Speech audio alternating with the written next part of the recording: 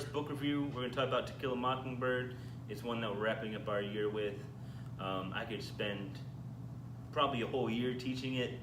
There's so much that goes into it, so much beauty, so much art, and helping kids understand, Old South culture, social justice issues, coming of age stories, old wise men and their view of the world.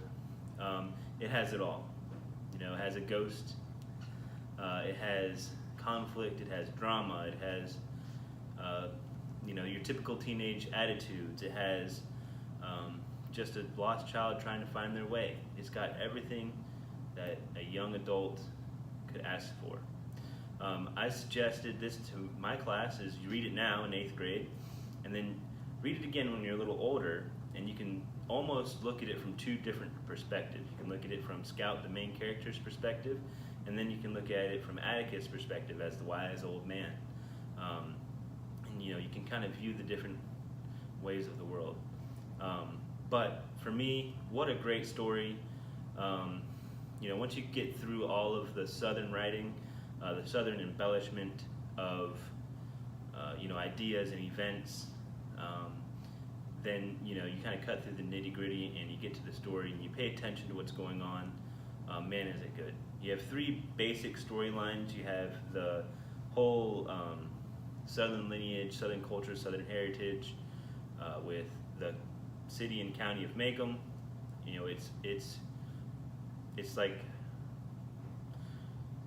writing out an A-list celebrities. Like, you have Miss Maudie and you have Miss Rachel and you have DuBose and Hecate, and so you have to go through and you have to pay attention to all of who they are and what they're about, because their past matters to their present, and that kind of lines up with, oh, he does this because he's that person, or oh, she does that because she's that person or from that family.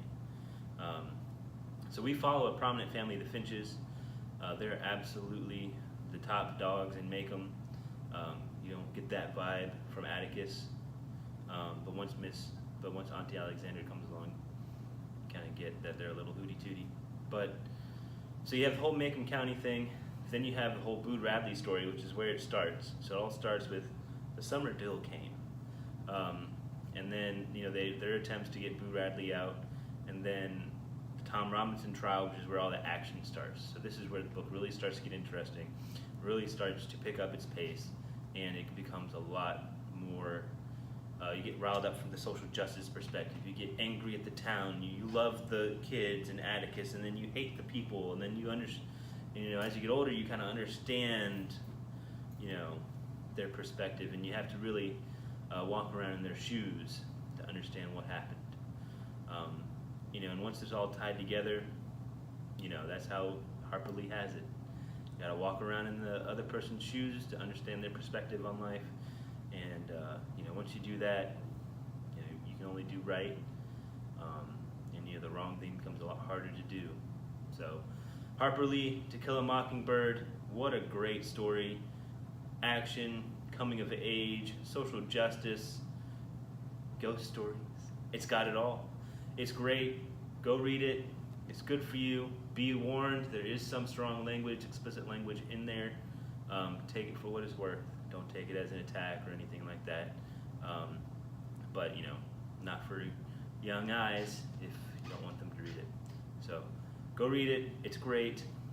Comment below for the next book review you want, or if you want to add anything about To Kill a Mockingbird. No spoilers. No spoilers. We don't want to ruin it for someone who wants to read this book. It's a great book. And King out.